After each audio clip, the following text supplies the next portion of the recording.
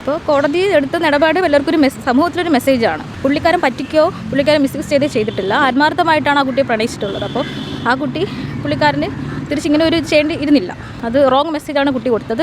എന്തായാലും ആ കുട്ടി ശിക്ഷ അർഹിക്കുന്നുണ്ട്. 100% എനിക്ക് പേഴ്സണലി ഇത് കറക്റ്റാണ്. അതെ, സമൂഹത്തിനൊരു മെസ്സേജ് കൂടിയാണ്. കാരണം ആ പുള്ളിക്കാരൻ ഈ 14 ദിവസം ബെഡിൽ കിടന്നിട്ട് പോലും ആ മരണസമയത്ത് പോലും പുള്ളിയെ സ്നേഹിച്ച പെണ്ണിൻ്റെ പേര് പറഞ്ഞിട്ടില്ല. അത് തന്നെ അവൾക്ക് മനസ്സിലാക്കാണ്ട ഒരു ഇതാണ്. കാരണം അത്രയും സ്നേഹിക്കുന്ന ഒരാളാണ്. അവിടെ അങ്ങനെ ഒരു മനസ്സിൽ തോന്നിയത് തന്നെ ഇപ്പോഴും ആ കുട്ടിക്ക് നടപടി കിട്ടിയിട്ട് പോലും അതിൻ്റെ മുഖത്തൊരു പശ്ചാത്താപമോ കുറ്റബോധമോ ഒന്നുമില്ല. അപ്പോൾ ആ കുട്ടിക്ക് അത് അർഹിക്കുന്നുണ്ട്. ആ കുട്ടി അത് അംഗീകരിക്കുന്നുണ്ടായിരിക്കും. അതെ, ഒരു മെസ്സേജ് തന്നെയാണ്. ഇപ്പോൾ ഞാൻ ആണോ പെണ്ണെന്ന് പറയത്തില്ല.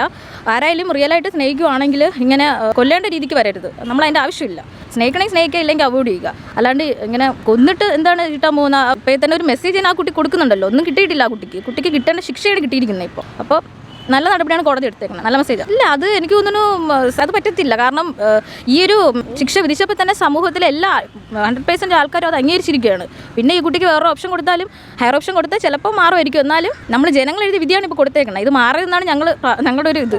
മാറാൻ പാടില്ല. ഇത് തന്നെ കൊടുക്കണം. എത്രയും പെട്ടെന്ന് കൊടുക്കണമെന്നാണ് ഒരു ഇത്.